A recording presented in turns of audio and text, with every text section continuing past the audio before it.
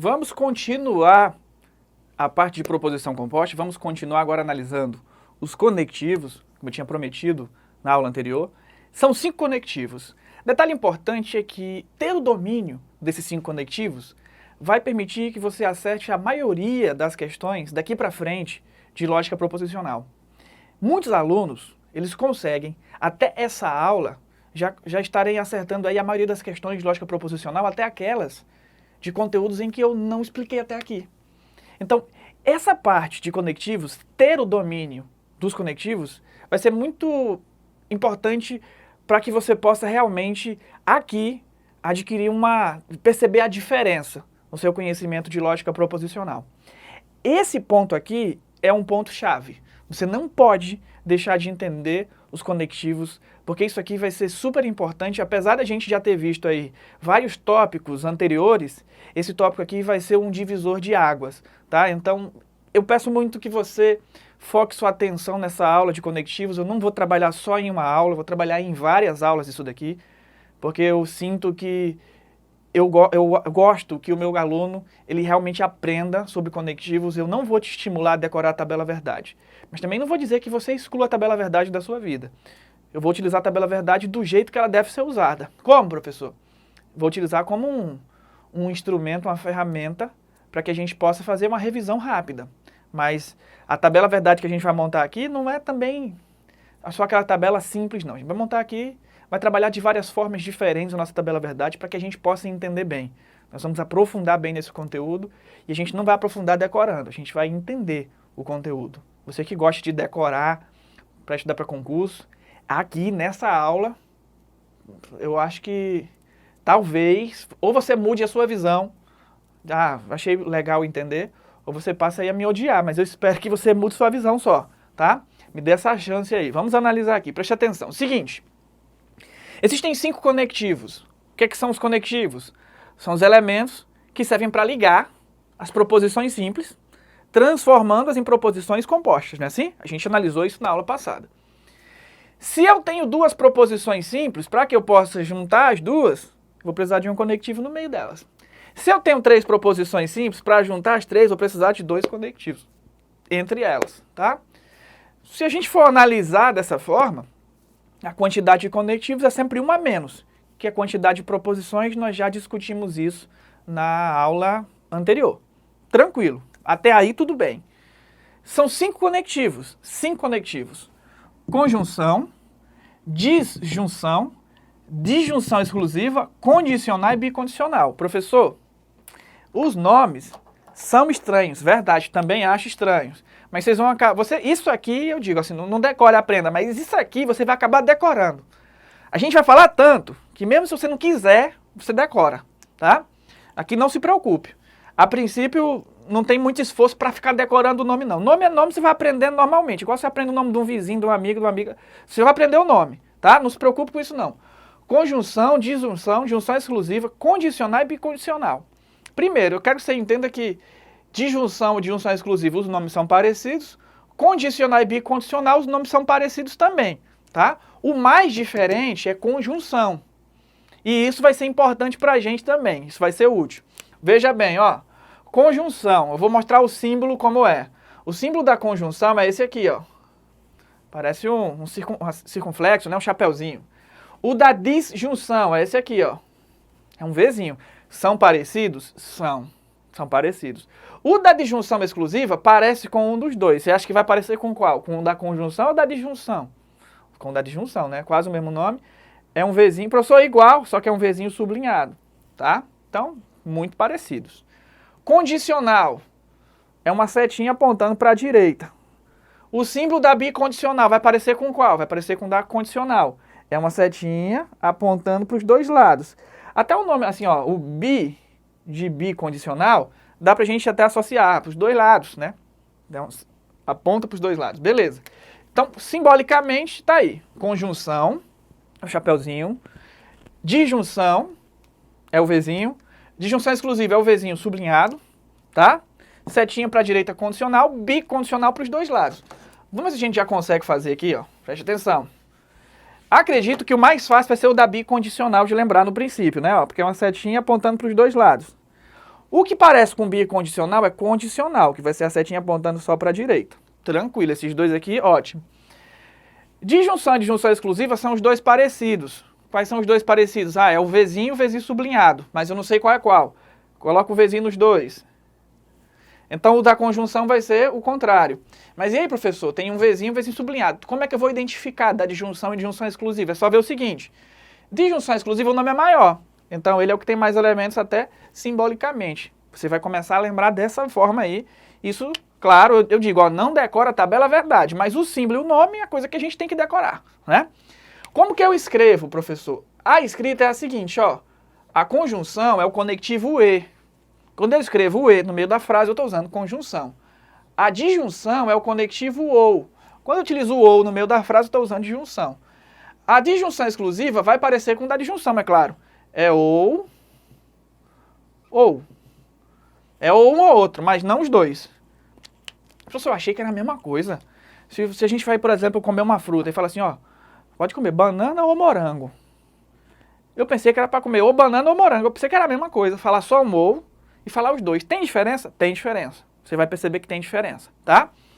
É um erro comum no dia a dia, mas é um erro que você não vai cometer mais. E também não vai ficar corrigindo coleguinha, não. Tá? Não precisa ficar corrigindo ninguém, não. Por quê, professor? Para não ser chato? Não, é porque vai que ele seja seu concorrente na prova um dia, aí você corrigir, você está ajudando o cara. Não precisa ajudar ninguém, não. Ou e ou é diferente, você sabe disso. Se alguém usar o ou como ou como ou, não tem problema. Deixa a pessoa usar errado. Deixa do jeito que tá bom? Condicional é o se, então.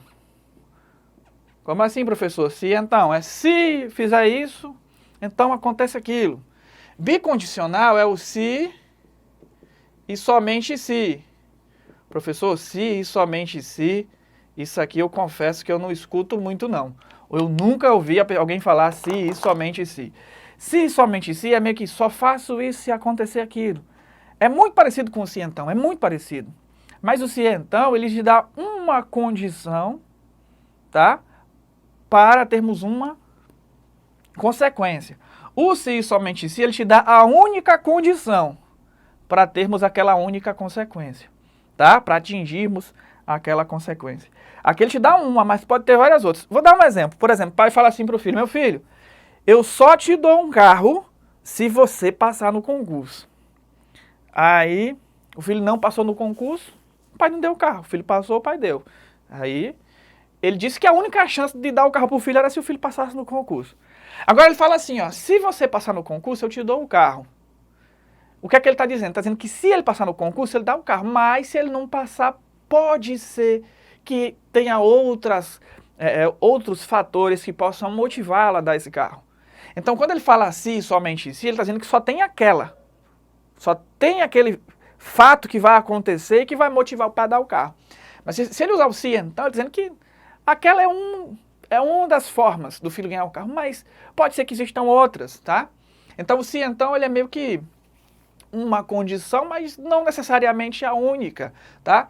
Bicondicional é uma condição e a única, tá? Não existe outra condição. É como se eu falasse o seguinte, olha só. Se você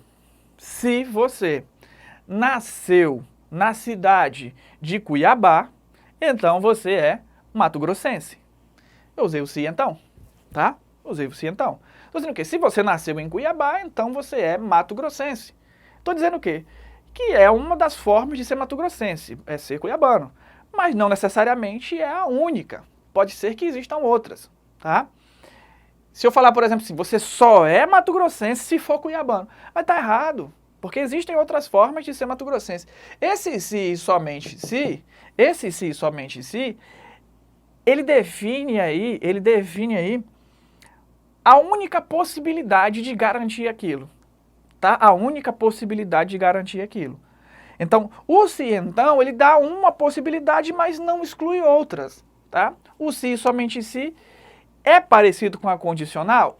São parecidos. No símbolo, no nome, na forma de escrever são parecidos, mas eles têm uma leve diferença.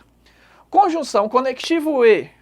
Conectivo e, se eu for juntar duas proposições simples com o conectivo e, eu estou garantindo de que as duas coisas que eu estou falando são verdadeiras. Se eu uso o conectivo ou, eu estou garantindo que pelo menos uma é verdadeira. E se eu uso o ou, eu estou garantindo que é uma verdadeira e outra falsa. Como assim, professor? Vamos analisar aqui para a gente tentar entender bem, porque na próxima aula a gente vai escrever qual é a chave que você vai utilizar para cada conectivo, tá? Próxima aula vai ser o quê? Já sei o símbolo, já sei o nome, já sei como é escrito. Próxima aula eu vou analisar como é que eu vou julgar cada conectivo. Minha mãe, quando eu era criança, eu tinha dificuldade de comer. Eu tinha muita dificuldade de comer. Na verdade, eu gostava de comer só aquilo que não era muito nutritivo, tá? O que era muito nutritivo eu tinha dificuldade de comer. Hoje em dia eu tenho facilidade em comer qualquer coisa, tá? Mas naquela época que eu era criança, comer um arroz, feijão, eu dava trabalho, tá? Mas comer aí um iogurte, pudim, gelatina, isso aí eu tinha facilidade para comer, tá? Coisa de criança, né? Coisa de criança. Eu era criança Nutella, tá? Eu não era raiz, não. E aí eu lembro que minha mãe, na hora de servir o almoço, ela falava o quê? Eu sempre tentava negociar e eu lembro que minha mãe não tinha acordo. Exceto quando eu estava doente. Quando eu estava doente, aí ela fazia acordos, tá? Quando ela estava doente, aí ela deixava eu comer só uma das duas coisas que eu quisesse, comer um pouquinho menos. Quando eu estava doente, ela tinha um pouquinho de dó, então a gente fazia aí alguns acordos. Era mais ou menos assim. Quando eu estava 100% sadio, na maioria da minha infância, eu tinha dificuldade de ficar doente, tá? Só faltei aula na infância, acho que 3 vezes. Em uma dessas 3 vezes eu faltei por uma semana, então foi mais de 3 faltas, mas faltei em 3 momentos da minha vida, tá? No meu ensino fundamental. E aí eu lembro que minha mãe falava o seguinte: ó, meu filho, seguinte, você vê que o almoço, ela fazia às vezes assim um feijão cheio de verdura, eu odiava verdura no feijão, e aí falava assim: mãe, deixa eu só colocar arroz. Ou então eu pedia às vezes para colocar só feijão. Então eu pedia para colocar, tinha arroz e feijão na mesa, e eu pedia para colocar só um dos dois, para deixar eu comer só com um dos dois. Só arroz ou só feijão? Ela falava assim: não, você vai comer arroz e feijão. Você não vai comer só um dos dois, você vai comer arroz e feijão. Ela usava o e. Quando ela usava o e, ela exigia que eu comesse os dois. Tá? Ela exigia que eu comesse os dois. Ela diz, se eu comesse só arroz e não comesse feijão, eu estaria desobedecendo minha mãe. Se eu comesse só feijão e não comesse arroz, eu estaria desobedecendo também. Se eu comesse os dois, eu estaria obedecendo. Se eu não comesse nenhum dos dois, aí eu estaria desobedecendo muito. A surra era grande, tá? Então a única forma de estar obedecendo a minha mãe nesse momento era se eu comesse arroz e feijão, se eu colocasse dos dois. Se eu colocasse só um dos dois, eu estaria desobedecendo. Se eu não colocasse nenhum dos dois, eu estaria desobedecendo também, tá? E aí eu lembro quando eu ficava doente, ela deixava que eu comesse um só, se eu quisesse. Se eu quisesse comer os dois, eu podia. Se eu quisesse comer só um, eu podia também, tá? Eu só não podia era deixar de comer. E aí ela usava o conectivo ou. Tá, meu filho, ó, vou deixar hoje, como você está doente, eu vou deixar você comer arroz ou feijão, pode escolher. Ela não falava ou arroz ou feijão, ela falava assim, arroz ou feijão. Quando ela usava esse ou, ela estava dizendo o quê? Pode comer pelo menos um dos dois, eu já fico satisfeita. Era isso que ela estava dizendo. Se eu colocasse só arroz e não colocasse feijão, ok, estaria obedecendo minha mãe. Se eu colocasse só feijão e não colocasse arroz, ok, estaria também obedecendo minha mãe. E se eu colocasse os dois, eu estaria obedecendo muito minha mãe, ela ficaria muito feliz. A única forma de estar desobedecendo minha mãe nesse caso era se eu não colocasse nenhum dos dois. Então, o ou é a ideia de pelo menos, tem que ter pelo menos um dos dois. E aí, o ou, professor, o ou a mãe nunca usava, né? Usava, mas era geralmente na hora de comer a sobremesa, porque na hora da sobremesa, como eu falei, eu era muito bom. Então, na hora da sobremesa, às vezes, não era sempre, minha mãe fazia sobremesa. Raramente ela fazia 2 sobremesas. Isso era muito raro. Geralmente tinha sobremesa quando era assim, entre o Natal e o Ano Novo. Aí geralmente tinha 2 sobremesas que tinha sobrado o Natal, aí ela fazia uma ou outra. Então, às vezes, sobrava mais de uma. E quando tinha uma, já era uma felicidade. Quando tinha 2, eu queria comer das 2. Porque era ali que eu era bom. Ali que eu me alimentava bem era na sobremesa. Então, às vezes, eu lembro que tinha lá. Às vezes tinha um sorvete e às vezes tinha pudim. E eu gostava dos 2. Até hoje eu gosto dos 2, tá? Aí eu falei assim, mãe, posso comer os 2? Ela, não. Ou o sorvete ou o pudim. Ela não usava só um ou, ela usava os 2. O que ela estava dizendo? Que eu tinha que colocar um e deixar de colocar o outro. Era assim que eu tinha que fazer. Se eu quisesse comer sorvete, eu ia deixar de comer o pudim. Se eu quisesse comer o pudim, eu tinha que deixar de comer o sorvete. Nesse caso aí, é claro que, por mais que ela tenha usado o ou, Se eu não quisesse comer num dos dois, ela ainda liberaria, tá? Mas o ou, ele não entra nessa situação, tá? Então vamos entender bem isso aqui. Quando ela fala o ou pudim ou sorvete, ela está dizendo o quê? Que eu tenho obrigatoriamente que comer um dos dois e deixar de comer o outro, tá? Não é pelo menos um. Eu tenho que comer um e deixar de comer o outro. Então no ou era o seguinte, ó, se eu comesse o arroz e o pudim e o sorvete, eu estaria desobedecendo minha mãe. Se eu deixasse de comer os dois, eu também estaria desobedecendo, tá? Nesse caso fica meio estranho, mas deu para entender, né? Para obedecer minha mãe, eu teria que comer um e deixar de comer o outro. Poderia comer o pudim e não comer o sorvete, poderia comer o sorvete e não comer o pudim, tá? Tomar o sorvete e não comer o pudim. Teria essas possibilidades aí. O ou, então, uma disjunção exclusiva, exige que você tenha aí uma proposição que aconteça e outra que não aconteça. Seria necessariamente uma verdadeira e a outra falsa, tá? Então, as proposições terem valores lógicos diferentes, ou seja, valores lógicos exclusivos, tá? Condicional, se acontecer isso, então eu faço aquilo. Condicional, eu lembro muito de um político que tinha no meu estado, chamado Miguel Mossoró. Ele foi candidato a prefeito da cidade de Natal, tá? E eu lembro que ele fazia uma promessa que era assim, ó, se eu for eleito prefeito de Natal, então vou construir uma ponte de Natal até a cidade, até Fernando de Noronha, tá? Até a cidade, até o arquipélago de Fernando de Noronha. Então, se eu for eleito prefeito, eu vou construir uma ponte de Natal até Fernando de Noronha. E aí muita gente fala assim, nossa, ele está mentindo, ele está mentindo. Não estava mentindo. Na verdade, ele estava falando algo que não dava para caracterizar como verdade ou mentira, porque não tinha acontecido ainda o fato. Resumindo, Miguel Mossoró não foi eleito. E ele não construiu essa ponte. Aí eu pergunto, ele mentiu ou ele falou a verdade? Professor, ele mentiu, porque era impossível ele construir essa ponte de Natal até Fernando de Noronha. Beleza, talvez ele tivesse mentido se ele fosse eleito, né? Mas ele não foi eleito. E não construiu a ponte, então ele não mentiu, ele falou a verdade. Lembra do princípio da identidade? O que é. Ou é verdade ou é mentira. Professor, mas teria sido mentira se ele fosse... Não importa. É verdade porque ele não foi eleito e não construiu a ponte, tudo bem. A única forma de estar mentindo na condicional é quando você promete e não cumpre. Como assim? A única forma do Miguel Mossoró estar mentindo nesse caso, essa promessa dele, é se ele realmente tivesse sido eleito prefeito e não construísse a ponte. Aí ele estaria mentindo, tá? Bicondicional é o pai chega pro filho e fala assim, meu filho, eu só te dou o carro se você passar no concurso. É o mesmo que usar o se, somente se. Só te dou o carro se você passar no concurso. O filho passou no concurso, o pai deu o carro. O pai falou a verdade? Falou. O filho passou no concurso e o pai não deu o carro. O pai mentiu. O filho passou no concurso e o pai não deu o carro. O pai mentiu, eu já falei isso, né? O filho não passou no concurso e o pai deu o carro. Mentiu também, porque ele falou que só dava se passasse. E o filho não passou e o pai não deu o carro. Falou a verdade. A bicondicional, na verdade, é o seguinte. Se uma acontece, a outra deve acontecer, porque é garantia, tá? Então, na bicondicional se uma acontece, a outra deve acontecer. Se uma não acontece, a outra não deve acontecer. Teoricamente, quando ocorre a bicondicional, para que ela seja verdadeira, é necessário que as duas proposições tenham valores lógicos iguais. Próxima aula a gente vai aprofundar nos conectivos, nas proposições compostas. Te espero lá, um abraço, valeu, tchau, tchau.